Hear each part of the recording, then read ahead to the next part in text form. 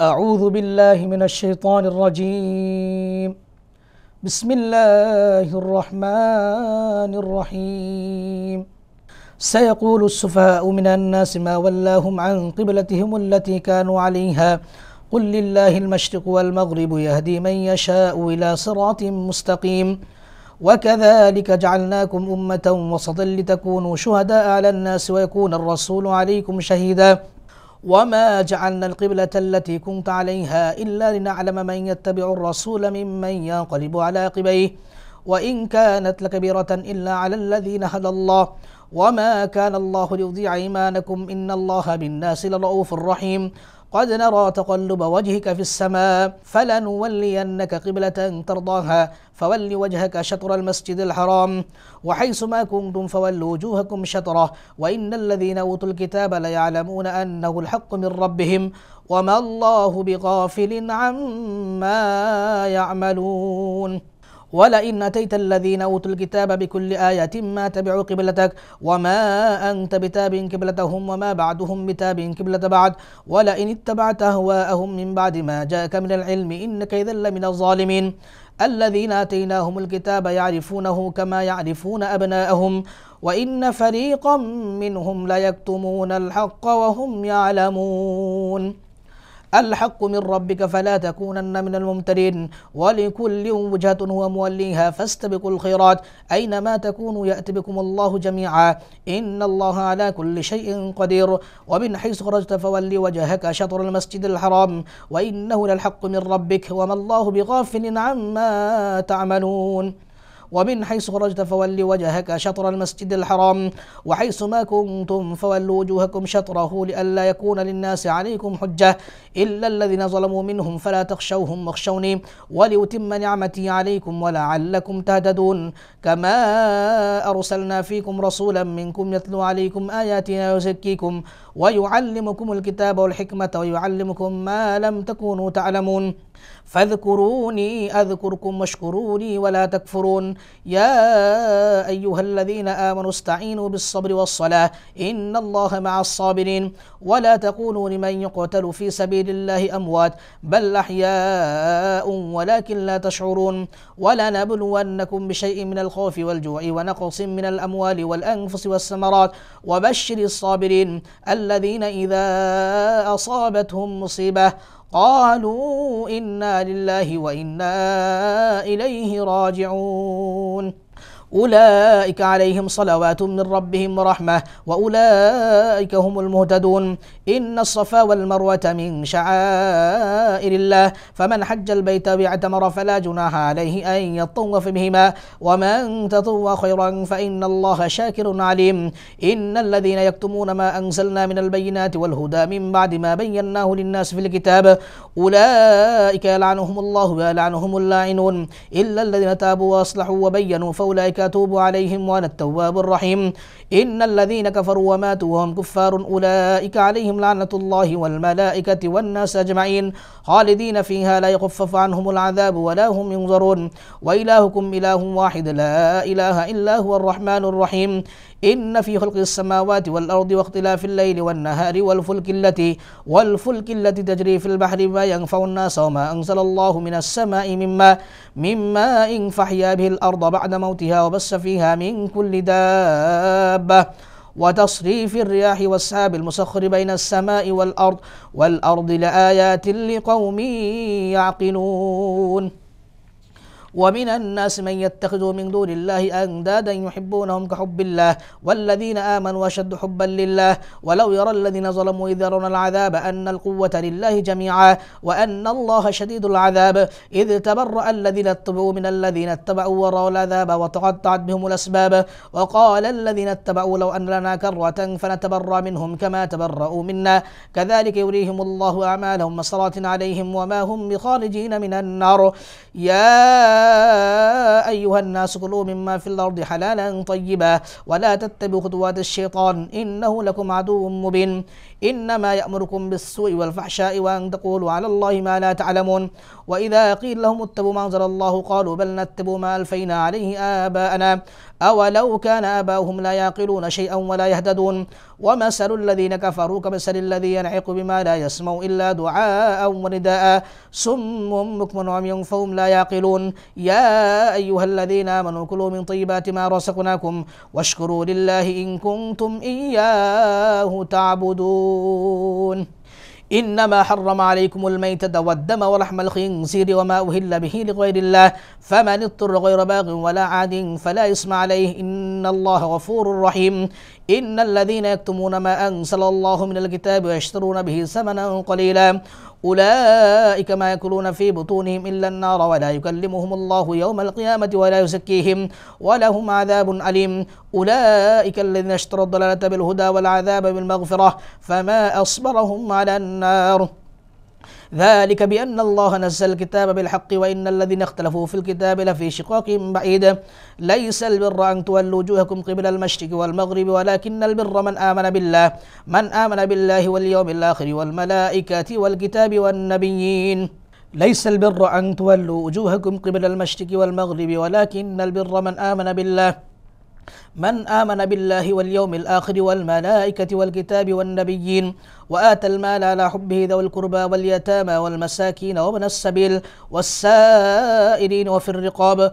وأقام الصلاة وآتى الزكاة والموفون بعهدهم إذا عاهدوا والصابرين في البأساء والضراء وحين البأس أولئك الذين صدقوا وأولئك هم المتقون يا أيها الذين آمنوا كتب عليكم القصاص في القتلى الحر بالحر والعبد بالعبد والأنثى بالأنثى فمن عفي له من أخيه شيء فاتباع بالمعروف وأداء إليه بإحسان ذلك تخفيف من ربكم ورحمة فمن اعتدى بعد ذلك فله عذاب أليم ولكم في القصاص حياة يا أولي الألباب لعلكم تتقون كتب عليكم إذا حضر أحدكم الموت إن ترك خيران الوصية للوالدين والأقربين بالمعروف حقا على المتقين فمن بدله بعدما سمعه فإنما إثمه على الذين يبدلونه إن الله سميع عليم فمن خاف من موص جنفا أو إثما فأصلح بينهم فلا إثم عليه إن الله غفور رحيم يا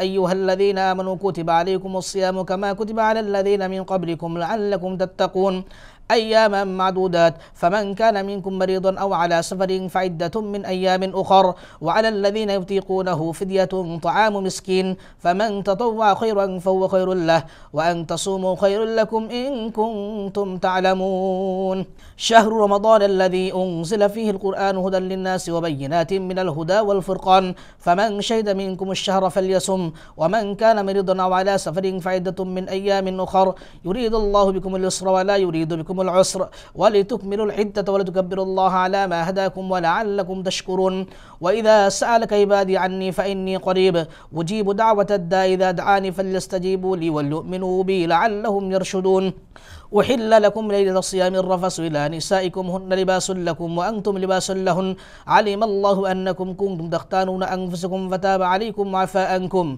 فالآن باشروهن وابتغوا ما كتب الله لكم وكلوا واشربوا حتى يتبين لكم الخيط الأبيض من الخيط الأسود من الفجر ثم أتموا الصيام إلى الليل ولا تباشروهن وأنتم عاكفون في المساجد تلك حدود الله فلا تقربوها كذلك يبين الله آياته للناس لعلهم يتقون ولا تأكلوا أموالكم بينكم بالباطل وتدلوا بها إلى الحكام لتأكلوا فريقا من أموال الناس بالإثم وأنتم تعلمون يسألونك عن الله قل هي مواقيت للناس والحج وليس البر بأن تأتوا البيوت من ظهورها ولكن البر من اتقى وأتوا البيوت من أبوابها واتقوا الله لعلكم تفلحون وقاتلوا في سبيل الله الذين يقاتلونكم ولا تعتدوا إن الله لا يحب المعتدين وقتلوهم حيث غفتموهم وأخرجوهم من حيث أخرجوكم والفتنة أشد من القتل ولا تقاتلوهم من المسجد الحرام حتى يقاتلوكم فيه فإن قاتلوكم فاقتلوهم كذلك جزاء الكافرين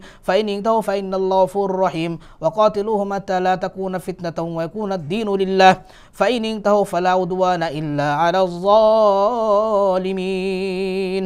الشهر الحرام بالشهر الحرام والحرمات قصاص فمن اعتدى عليكم فاعتدوا عليه بمثل ما اعتدى عليكم واتقوا الله واعلموا أن الله مع المتقين وأنفقوا في سبيل الله ولا تلقوا بأيديكم إلى التهلكة وأحسنوا إن الله يحب المحسنين وأتموا الحج والعمرة لله فإن أحصرتم فما استيسر من الهدي ولا تحلقوا رؤوسكم حتى يبلغ الهدي محله فمن كان منكم مريضا أو به أذى من رأسه ففدية من صيام أو صدقة أو نسك فإذا أمنتم فمن تمتع بالعمرة إلى الحج فما استيسر من الهدي فمن لم يجد فصيام 3 أيام في الحج و7 إذا رجعتم تلك 10 كاملة ذلك لمن لم يكن أهله حاضر المسجد الحرام واتقوا الله واعلموا أن الله شديد العقاب. الحج أشهر معلومات فمن فرض فيهن الحج فلا رفث ولا فسوق ولا جدال في الحج وما تفعلوا من خير يعلمه الله وتزودوا فإن خير الزاد التقوى واتقون يا أولي الألباب. ليس عليكم جناح أن تبتغوا فضلا من ربكم فإذا أفضتم من عرفات فاذكروا الله عند المشعر الحرام واذكروه كما هداكم وإن كنتم من قبله لمن الضالين ثم أفيضوا من حيث أفاض الناس واستغفروا الله إن الله غفور رحيم. فإذا قضيتم مناسككم فاذكروا الله كذكركم آباءكم أو أشد ذكرا فمن الناس من يقول ربنا آتنا في الدنيا وما له في الآخرة من خلاق ومنهم من يقول ربنا آتنا في الدنيا حسنة وفي الآخرة حسنة وقنا عذاب النار أولئك لهم نصيب مما كسبوا والله سريع الحساب. واذكروا الله في أيام معدودات فمن تعجل في يومين فلا إثم عليه ومن تأخر فلا إثم عليه لمن اتقى واتقوا الله واعلموا أنكم إليه تحشرون. ومن الناس من يعجبك قوله في الحياة الدنيا ويشهد الله على ما في قلبه وهو ألد الخصام وإذا تولى سعى في الأرض ليفسد فيها ويهلك الحرث والنسل والله لا يحب الفساد. وإذا قيل له اتق الله أخذته العزة بالإثم فحسبه جهنم ولا بئس المهاد. ومن الناس من يشري نفسه ابتغاء مرضات الله والله رؤوف بالعباد. يا أيها الذين آمنوا ادخلوا في السلم كافة ولا تتبعوا خطوات الشيطان إنه لكم عدو مبين. فإن زللتم من بعد ما جاءتكم البينات فاعلموا أن الله عزيز حكيم. هل ينظرون إلا أن يأتيهم الله في ظلل من الغمام والملائكة وقضي الأمر وإلى الله ترجع الأمور. سل بني إسرائيل كم آتيناهم من آية بينة ومن يبدل نعمة الله من بعد ما جاءته فإن الله شديد العقاب. زين للذين كفروا الحياة الدنيا ويسخرون من الذين آمنوا والذين اتقوا فوقهم يوم القيامة والله يرزق من يشاء بغير حساب. كان الناس أمة واحدة فبعث الله النبيين مبشرين ومنذرين وأنزل معهم الكتاب بالحق ليحكم بين الناس فيما اختلفوا فيه وما اختلف فيه إلا الذين أوتوه من بعد ما جاءتهم البينات بغيا بينهم فهدى الله الذين آمنوا لما اختلفوا فيه من الحق بإذنه والله يهدي من يشاء إلى صراط مستقيم. أم حسبتم أن تدخلوا الجنة ولما يأتكم مثل الذين خلوا من قبلكم مستهم البأساء والضراء وزلزلوا حتى يكون الرسول والذين آمنوا معه متى نصر الله ألا إن نصر الله قريب. يسألونك ماذا ينفقون قل ما أنفقتم من خير فللوالدين والأقربين واليتامى والمساكين ومن السبيل وما تفعلوا من خير فإن الله به عليم. كتب عليكم القتال وهو كره لكم وعسى أن تكرهوا شيئا وهو خير لكم وعسى أن تحبوا شيئا وشر لكم والله يعلم وأنتم لا تعلمون. يسألونك عن الشهر الحرام قتال فيه قل قتال فيه كبير وصد عن سبيل الله وكفر به والمسجد الحرام وإخراج أهله منه أكبر عند الله والفتنة أكبر من القتل ولا يزالون يقاتلونكم حتى يردوكم عن دينكم إن استطاعوا ومن يرتد منكم عن دينه فيمت وهو كافر فأولئك حبطت أعمالهم في الدنيا والآخرة وأولئك أصحاب النار هم فيها خالدون إن الذين آمنوا والذين هاجروا وجاهدوا في سبيل الله أولئك يرجون رحمة الله والله غفور رحيم يسألونك عن الخمر والميسر قل فيهما إثم كبير ومنافع للناس واسمهما أكبر من نفعهما ويسألونك ماذا ينفقون قل العفو كذلك يبين الله لكم الآيات لعلكم تتفكرون في الدنيا والآخرة ويسألونك عن اليتامى قل إصلاح لهم خير وإن تخالطوهم فإخوانكم والله يعلم المفسد من المصلح ولو شاء الله لأعنتكم إن الله عزيز حكيم ولا تنكحوا المشركات حتى يؤمن ولأمة مؤمنة خير من مشركة ولو أعجبتكم ولا تنكحوا المشركين حتى يؤمنوا ولعبد مؤمن خير من مشرك ولو أعجبكم أولئك يدعون إلى النار والله يدعو إلى الجنة والمغفرة بإذنه ويبين آياته للناس لعلهم يتذكرون ويسألونك عن المحيض قل هو أذى فاعتزلوا النساء في المحيض ولا تقربوهن حتى تطهرن فإذا تطهرن فأتوهن من حيث أمركم الله إن الله يحب التوابين ويحب المتطهرين نساؤكم حرث لكم فأتوا حرثكم أن شئتم وقدموا لأنفسكم واتقوا الله واعلموا أنكم ملاقوه وبشر المؤمنين ولا تجعلوا الله عرضة لأيمانكم أن تبروا وتتقوا وتصلحوا بين الناس والله سميع عليم لا يؤاخذكم الله باللغو في أيمانكم ولكن يؤاخذكم بما كسبت قلوبكم والله غفور حليم للذين يؤلون من نسائهم تربص 4 أشهر فإن فاءوا فإن الله غفور رحيم وإن عزموا الطلاق فإن الله سميع عليم والمطلقات يتربصن بأنفسهن 3 قروء ولا يحل لهن أن يكتمن ما خلق الله في أرحامهن إن كن يؤمن بالله واليوم الآخر وبعولتهن بردهن في ذلك إن أرادوا إصلاحا ولهن مثل الذي عليهن بالمعروف وللرجال عليهن درجة والله عزيز حكيم الطلاق مرتان فإمساك بمعروف أو تسريح بإحسان ولا يحل لكم أن تأخذوا مما آتيتموهن شيئا إلا أن يخافا ألا يقيما حدود الله فإن خفتم ألا يقيما حدود الله فلا جناح عليهما فيما افتدت به تلك حدود الله فلا تعتدوها ومن يتعد حدود الله فأولئك هم الظالمون فإن طلقها فلا تحل له من بعد حتى تنكح زوجا غيره فإن طلقها فلا جناح عليهما أن يتراجعا إن ظن أن يقيما حدود الله وتلك حدود الله يبينها لقوم يعلمون وإذا طلقتم النساء فبلغن أجلهن فأمسكوهن بمعروف أو سرحوهن بمعروف ولا تمسكوهن ضرارا لتعتدوا ومن يفعل ذلك فقد ظلم نفسه ولا تتخذوا آيات الله هزوا واذكروا نعمة الله عليكم وما أنزل عليكم من الكتاب والحكمة يعظكم به واتقوا الله واعلموا أن الله بكل شيء عليم وإذا طلقتم النساء فبلغن أجلهن فلا تعدلوهن أن ينكحن أزواجهن إذا تراضوا بينهم بالمعروف ذلك يوعظ به من كان منكم يؤمن بالله واليوم الآخر ذلكم أزكى لكم وأطهر والله يعلم وأنتم لا تعلمون والوالدات يرضعن أولادهن حولين كاملين لمن أراد أن يتم الرضاعة وعلى المولود له رزقهن وكسوتهن بالمعروف لا تكلف نفس إلا وسعها لا تضار والدة بولدها ولا مولود له بولده وعلى الوارث مثل ذلك فإن أراد فصالا عن تراض منهما وتشاور فلا جناح عليهما وإن أردتم أن تسترضعوا أولادكم فلا جناح عليكم إذا سلمتم ما آتيتم بالمعروف واتقوا الله واعلموا أن الله بما تعملون بصير والذين يتوفون منكم ويذرون أزواجا يتربصن بأنفسهن 4 أشهر و10 فإذا بلغن أجلهن فلا جناح عليكم فيما فعلن في أنفسهن بالمعروف والله بما تعملون خبير ولا جناح عليكم فيما أردتم به من خطبة النساء وأكننتم في أنفسكم علم الله أنكم ستذكرونهن ولكن لا تواعدوهن سرا إلا أن تقولوا قولا معروفا ولا تعزموا عقدة النكاح حتى يبلغ الكتاب أجله واعلموا أن الله يعلم ما في أنفسكم فاحذروا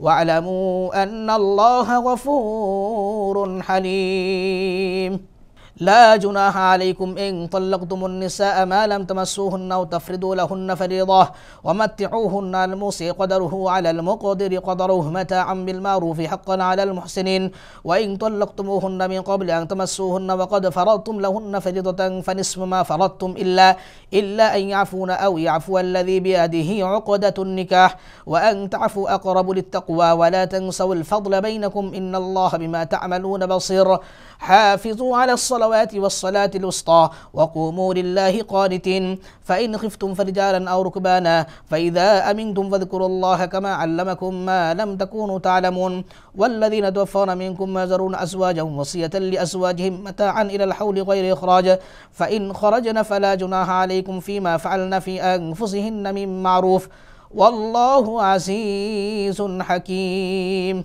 وللمطلقات متاع بالمعروف حقا على المتقين كذلك يبين الله لكم آياته لعلكم تعقلون ألم تر إلى الذين خرجوا من ديارهم وهم ألوف حضر الموت فقال لهم الله موتوا ثم أحياهم إن الله لذو فضل على الناس ولكن أكثر الناس لا يشكرون وقاتلوا في سبيل الله واعلموا أن الله سميع عليم من ذا الذي يقرض الله قرضا حسنا فيضاعفه له أضعافا كثيرة والله يقبض ويبسط وإليه ترجعون ألم تر إلى الملأ من بني إسرائيل من بعد موسى إذ قالوا لنبي له ابعث لنا ملكا نقاتل في سبيل الله قال هل عسيتم إن كتب عليكم القتال ألا تقاتلوا قالوا وما لنا ألا نقاتل في سبيل الله وقد أخرجنا من ديارنا وأبنائنا فلما كتب عليهم القتال تولوا إلا قليلا منهم والله عليم بالظالمين وقال لهم نبيهم إن الله قد بعث لكم طالوت ملكا قالوا أن يكون له الملك علينا ونحن أحق بالملك منه ولم يؤت سعة من المال قال إن الله اصطفاه عليكم وزاده بسطة في العلم والجسم والله يؤتي ملكه من يشاء والله واسع عليم وقال لهم نبيهم إن آية ملكه أن يأتيكم التابوت فيه سكينة من ربكم وبقية مما ترك آل موسى وآل هارون تحمله الملائكة إن في ذلك لآية لكم إن كنتم مؤمنين فلما فصل طالوت بالجنود قال إن الله مبتليكم بنهر فمن شرب منه فليس مني ومن لم يطعمه فإنه مني إلا من اغترف غربة بيده فشربوا منه إلا قليلا منهم فلما جاوزه هو والذين آمنوا معه قالوا لا طاقة لنا اليوم بجالوت وجنوده قال الذين يظنون أنهم ملاقوا الله كم من فئة قليلة غلبت فئة كثيرة بإذن الله والله مع الصابرين ولما برزوا لجالوت وجنوده قالوا ربنا أفرغ علينا صبرا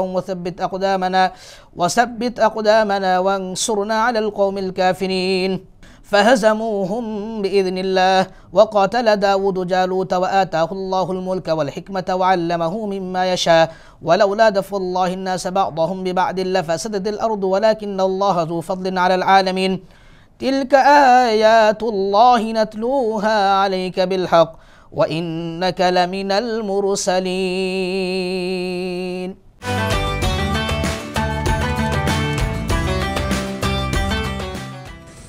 السلام عليكم ورحمة الله وبركاته الحمد لله وحده والصلاة والسلام على عبده المصطفى المصطفى وعلى آله وصحبه رشدا প্রিয় দর্শক রমজান মুবারক এই সময় আমরা আজ সাহারি নিয়ে কথা বলবো আজ আমাদের মাঝে রয়েছেন বিশিষ্ট ইসলামী চিন্তাবিদ শিক্ষাবিদ গবেষক সাংবাদিক শেখ আলী হাসান তৈয়ব আসসালামু আলাইকুম ওয়া রাহমাতুল্লাহি ওয়া বারাকাতুহু ওয়া আলাইকুম আসসালাম ওয়া রাহমাতুল্লাহি ওয়া বারাকাতুহু মুহতারাম কেমন আছেন সকলে আলহামদুলিল্লাহ হাইয়াকুমুল্লাহ আপনি কেমন আছেন আলহামদুলিল্লাহ আমি ভালো আছি আজ আমরা সাহারির বিষয়টা জানতে চাইবো শুরুতে জানতে চাইবো সাহারি কি এর ফজিলতটা আলহামদুলিল্লাহ ওয়াসসালাতু ওয়াসসালামু আলা রাসূলিল্লাহ আম্মা বা'দ সাহারি সম্পর্কে রাসূল সাল্লাল্লাহু আলাইহি ওয়াসাল্লাম একটি বিখ্যাত হাদিস তাসাহহারু ফাইন্না ফিস সাহুরি বারাকা সাহুর এই একটি সময়ের নাম, ওয়াবিল আসহারি হুম ইস্তাগফিরুন, অর্থাৎ আমরা যেটাকে সুবহে সাদিক বলি, যখন ফজরের ওয়াক্ত শুরু হয় তার পূর্ব মুহূর্তটা, ওই সময়টার নাম হলো মানে সাহারির সময়। জি জি।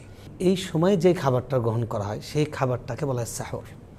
আমাদের বাংলাতে যদিও অনেকে সেহেরি বলে, জি জি, তো সেহেরি আসলে না বলে সাহারি বলা উচিত, কারণ সেহেরি অর্থে সেহেরি জাদু নামে হয়ে যায়। জাদু হয়ে যায়। তো রাসূল সাল্লাল্লাহু আলাইহি সাল্লাম এই খাবারের ব্যাপারে বলেছেন যে তোমরা সাহারি গ্রহণ করো, কারণ এটার মধ্যে বারাকা আছে। এই যে রোজা রাখার জন্য আমরা যে শেষ রাতে খাই, ভোর রাতে আমরা খাই, এই খাবারটা যেহেতু একটা ইবাদতের খাওয়া, আর রোজা হলো আল্লাহর অতি প্রিয় একটি ইবাদত, তো যে কারণে এই খাবারটার আলাদা একটা মাহাত্ম্য আছে। এই খাবারটা একটা ইবাদত, সুবহানাল্লাহ। এই কারণে রাসূল সাল্লাল্লাহু আলাইহি ওয়াসাল্লাম বিশেষভাবে উদ্বুদ্ধ করছেন যে তোমরা সাহারি গ্রহণ করো। অনেকে আছে, ধরুন আপনি যদি না খেতে পারেন, ঘুম ভেঙেছে, পরে ঘুম ভেঙেছে, কিংবা শেষ সাথে খাননি, নফল রোজার ক্ষেত্রে দিনের বেলা মনে হচ্ছে না আমি রোজাই রেখে ফেলি, ঘুম থেকে উঠে আমার উনি কিছু খাননি, তো উনি কিন্তু সাহারি ছাড়াই রোজা রাখবেন। রোজা রাখতে কোনো সমস্যা নেই, সাহারিটা সুন্নাহ। কিন্তু রোজার মধ্যে, রমজান মাসে রোজার ক্ষেত্রে আমাদের বিশেষভাবে এটা একটা ইবাদত যে সাহারিটা যেন আমরা গ্রহণ করি, কারণ সাহারি যখন গ্রহণ করবো এটা বারাকা অনেক দিক থেকে প্রকাশ হবে। জি জি। এক নম্বর হলো বারাকা, হাদিস বিশারদরা বলেছেন যে যখন কেউ সাহারি করে তার এই খাবারটা তাকে সারাদিন শক্তি যোগায়, মানে সারাদিন উপোস থাকার যে কারণে পেটটা খালি হবে, আমাদের পরিপাক যন্ত্র সেটা যে অনেকখানি অবসর পাবে।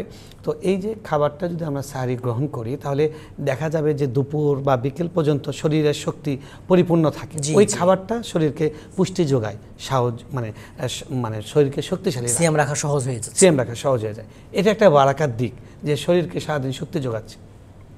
2 নম্বর দিক হলো এই সময় অল্প খাবারে দেখবেন পেট ভরে যায়। আমাদের প্রত্যেকের অভিজ্ঞতা, এমনি সময় আমরা যেটা খেতে পারি আগের রাতে ঘুমাবার আগে, কিন্তু শেষ রাতে কিন্তু এত খাওয়া যায় না, অথচ অল্প খেয়ে পেট ভরে যায়। এটাও একটা বারাকার দিক। আরেকটা বারাকার দিক হলো এই সময়টা তো বরকতময়। এই সময় আল্লাহর কাছে যা চায় বান্দা তাই দোয়া কবুল করেন।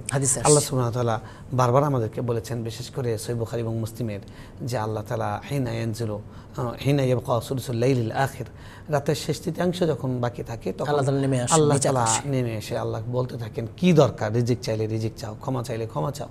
তো এই সময় যে দোয়া করবে সেই দোয়াটা কবুল হবে। তো অর্থাৎ এই যে খাবারটা আমরা রোজা রাখার জন্য শেষ সাথে যেটা খাই, এটার নাম সাহারি, এবং এটা একটা বরকতময়, বহুমাত্রিক বরকতের সমাহার থাকে এটাতে। এজন্য আমাদের চেষ্টা করা উচিত যে আমরা কি খাদ্য দিয়ে সাহারি করতে পারি। আসলে এখন এটা একটা কথা যে আমরা কোনো নির্দিষ্ট খাদ্য দিয়ে সাহারি খাওয়ার ব্যাপার আছে কিনা। দেখুন, প্রথম কথা হলো যে হালাল যে কোনো খাবার দিয়েই আমরা খেলে সাহারির সুন্নতটা আদায় হয়ে যাবে। যেই দেশের লোকেদের যেটা প্রধান খাদ্য, যেটা প্রিয় খাদ্য, কমন খাদ্য, সেটা দিয়েই খাবেন। কিছু যদি না খায়, পানি যদি খায়, তাহলে ওই সুন্নাটা আদায় হয়ে যাবে। না খেলে যে একটা সুন্না সওয়াব কম পাবেন, সেই সওয়াবটা উনি পেয়ে যাবেন যদি শুধু পানি খান।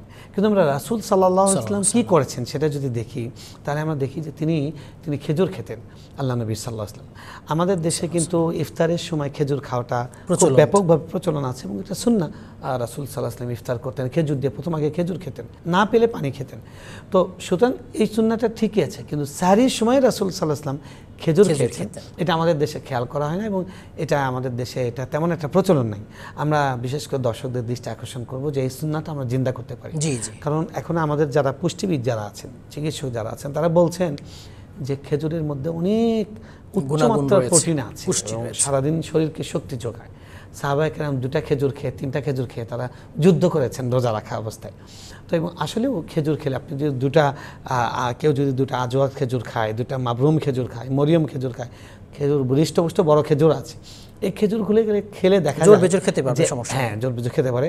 যে দেখা যায় যে 1 প্লেট ভাত খেলে শরীর যেরকম আমাদের পেটটা উদর পূর্তি হয় এবং শরীরের মধ্যে শক্তি সঞ্চয় হয়, তার থেকে বেশি এটা খেলে হয়। এটা একটা প্র্যাকটিক্যালি। এই জন্য আমরা যেটা করতে পারি, আমাদের যেটা খাবার খেলাম, আমরা শেষে একটা খেজুর আমরা খেয়ে নিলাম।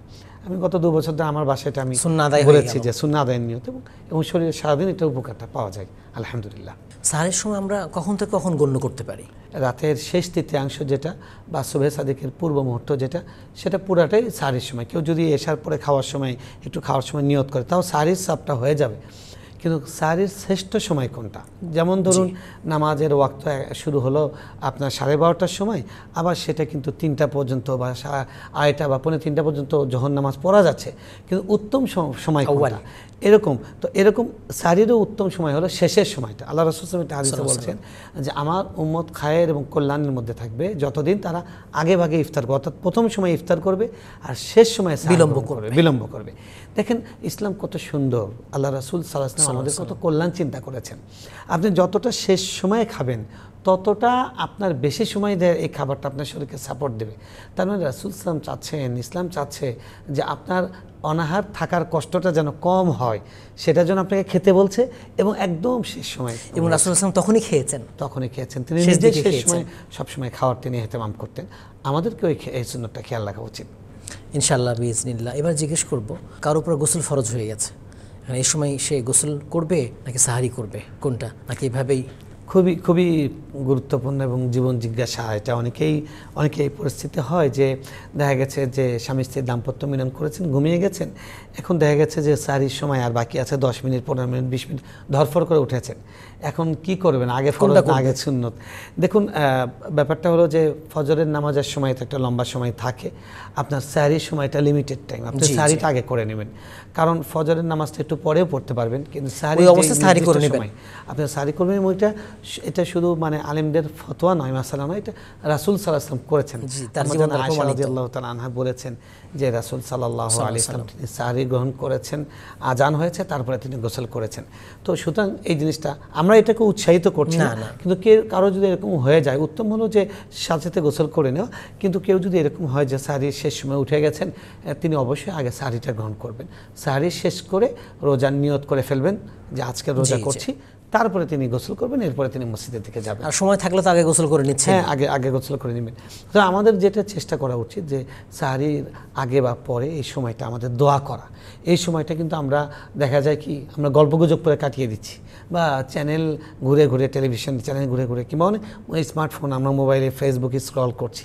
আসলে এই সময়টা একদম পাওয়ার সময়, আল্লাহ যেন এমন অফার ঘোষণা করেন যা চাবে তাই পাবে, এরকম একটা সময়। এই জন্য সাহরির সময়টা আমরা সকলকে বলবো খাওয়াটা খেয়ে নেব, খেজুর খেয়ে তারপরে আমরা এই সময় দোয়া করব।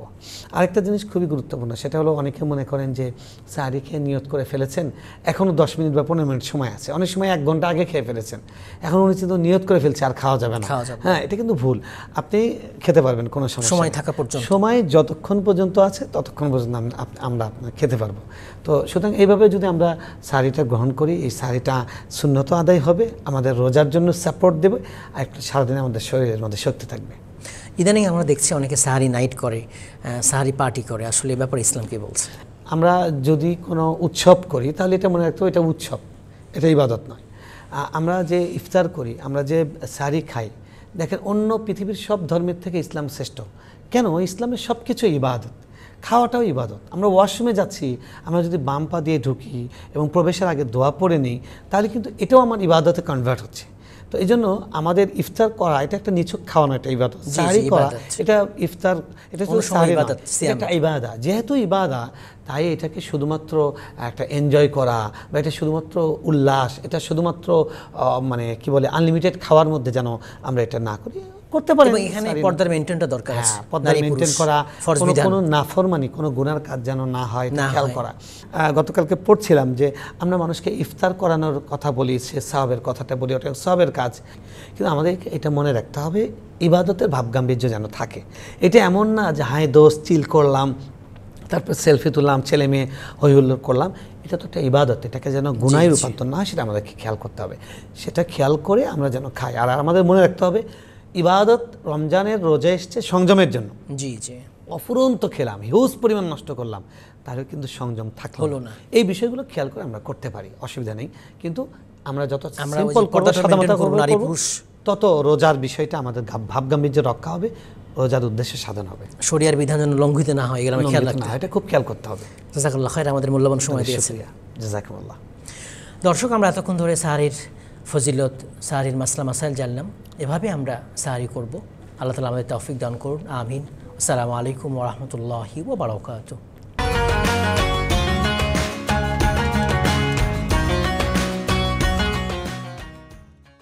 ঢাকা ও এর পার্শ্ববর্তী এলাকার সময় অনুযায়ী আজ সাহারের শেষ সময় ভোর ৫টা ৩ মিনিটে।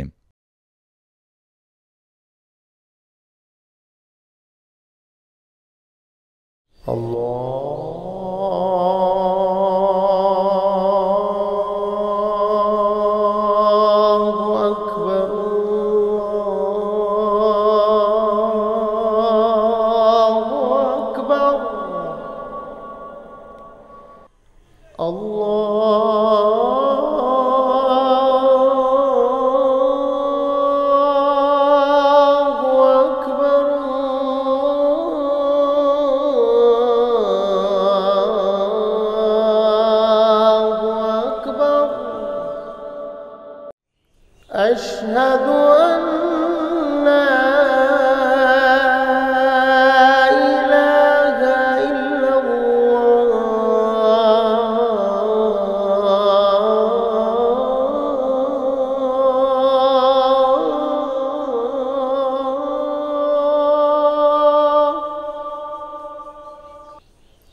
أشهد أن لا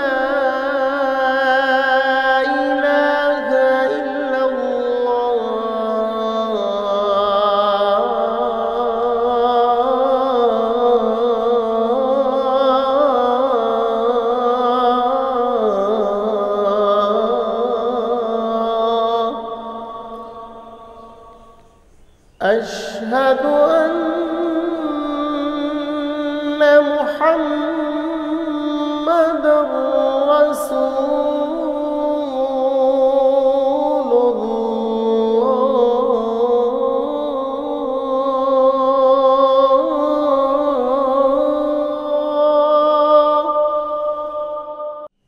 أشهد أن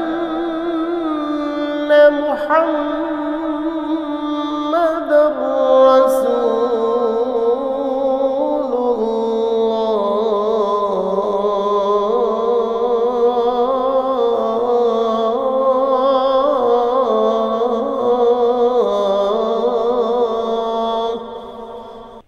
حي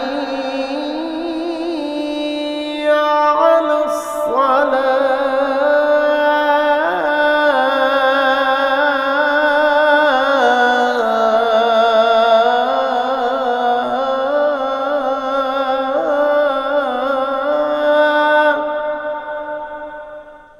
حي على الصلاة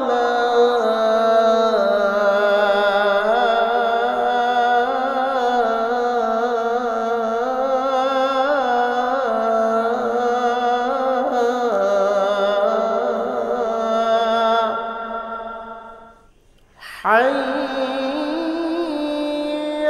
على الفلاح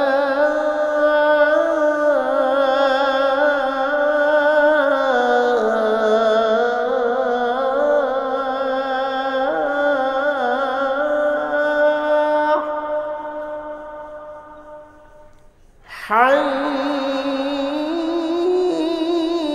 على الفلاح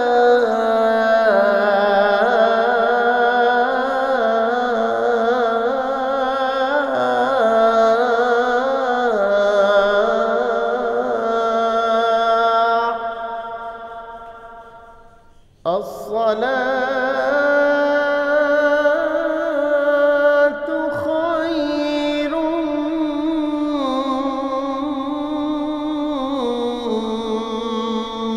من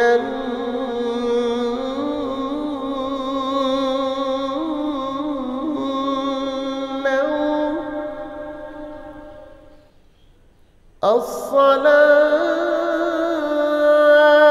الصلاة خير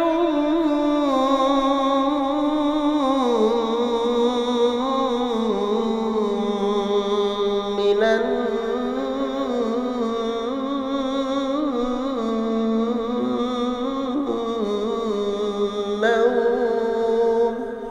الله أكبر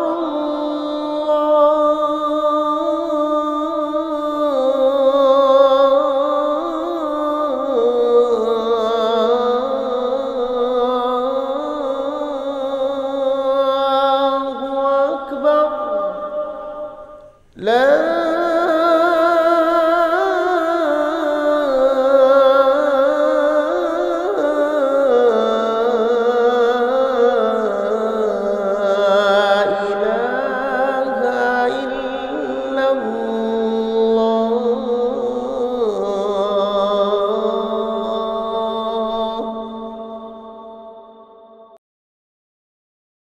হে আল্লাহ, এই পরিপূর্ণ আহ্বান এবং প্রতিষ্ঠিত সালাতের রব মুহাম্মদ সাল্লাল্লাহু আলাইহি সাল্লামকে ওসিলা এবং ফজিলত তথা সকল সৃষ্টির উপর অতিরিক্ত মর্যাদা দান করুন, আর তাঁকে মাকামে মাহমুদ প্রশংসিত স্থানে পৌঁছে দিন, যার প্রতিশ্রুতি আপনি তাঁকে দিয়েছেন। নিশ্চয়ই আপনি প্রতিশ্রুতি ভঙ্গ করেন না।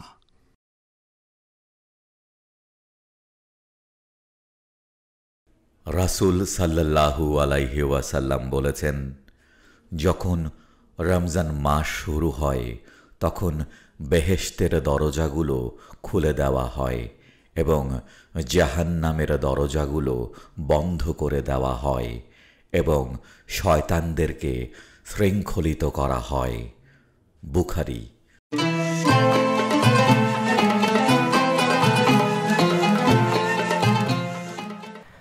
কলমা শাহাদাতে আছে খোদার জ্যোতি, কলমা শাহাদাতে আছে খোদার জ্যোতি। ঝিনুকের বুকে লুকিয়ে থাকে যেমন মতি, ঝিনুকের বুকে লুকিয়ে থাকে যেমন মতি। কলমা শাহাদাতে আছে খোদার জ্যোতি, কলমা শাহাদাতে আছে খোদার জ্যোতি। ওই কলমা জপে যে ঘুমেরও আগে, ওই কলমা জপে আজ প্রভাতে জাগে। ওই কলমা জপে যে ঘুমেরও আগে, ওই কলমা জপে আজ প্রভাতে জাগে। দুঃখেরও সংসার যার সুখময় হয় তার, মুসিবত আসে না কো হয় না ক্ষতি, তার মুসিবত আসে না কো হয় না ক্ষতি। কলমা শাহাদাতে আছে খোদার জ্যোতি। হরদম জপে মনে কলমা যে জন, খোদাই তত্ত্ব তার রহে না গোপন। হরদম জপে মনে কলমা যে জন, খোদাই তত্ত্ব তার রহে না গোপন। দিলের আয়না তার হয়ে যায় পাক সাফ, দিলের আয়না তার হয়ে যায় পাক সাফ। আল্লাহর রাহে তার রহে মতি, সদা আল্লাহর রাহে তার রহে মতি। কলমা শাহাদাতে আছে খোদার জ্যোতি। ইসমে আজম হতে কদরে হার, ইসমে আজম হতে কদরে হার। পায়ে ঘরে বসে খোদা রসুলের দিদার, পায়ে ঘরে বসে খোদা রসুলের দিদার। তাহারি হৃদয় আকাশে সাত বেহেশত নাচে, তাহারি হৃদয় আকাশে সাত বেহেশত নাচে। আল্লাহর আরশে হয় আখেরে গতি, তার আল্লাহর আরশে হয় আখেরে গতি। কলমা শাহাদাতে আছে খোদার জ্যোতি, কলমা শাহাদাতে আছে খোদার জ্যোতি। ঢাকা ও এর পার্শ্ববর্তী এলাকার সময় অনুযায়ী আজকের ইফতারের সময় সন্ধ্যা ৬টা ৩ মিনিটে।